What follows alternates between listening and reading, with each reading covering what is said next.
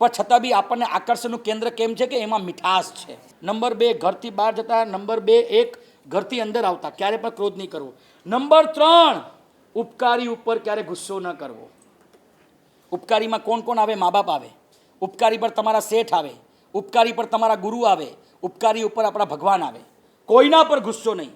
સાકરનો ટુકડો છે, સાકરનો ટુકડો એ ખરબચડો જ હોય, બરાબર, પણ છતાં બી આપણને આકર્ષણનું કેન્દ્ર કેમ છે કે એમાં મીઠાશ છે, બરાબર. એમ ગમે તેવા ખરબચડા સ્વભાવના મા બાપ હોય, બરાબર, પણ એમનો ઉપકાર બુદ્ધિથી એમને જોવો કે આ લોકોએ એમને જન્મ આપ્યો. ધારત તો પેટમાં તમને ખતમ કરી શકતા હતા, ધારત તો તમને તમારા દરેક સુખ દુઃખમાં સાથી તમને પોતે બન્યા, અને એ ઉપકારી પર તમે સામે જવાબ દો, તડાતર જવાબ દો. અમારા કલ્પતરુ સુરીમાં જ હંમેશા કહે છે, દેવ, ગુરુ અને મા બાપ એ લોકોને ખરેખર સાચું મૂલ્યાંકન કરવું હોય ને તો ઉપકાર બુદ્ધિથી જુઓ. ઉપકાર બુદ્ધિથી કે આમનો મારા પર કેટલો બધો ઉપકાર છે.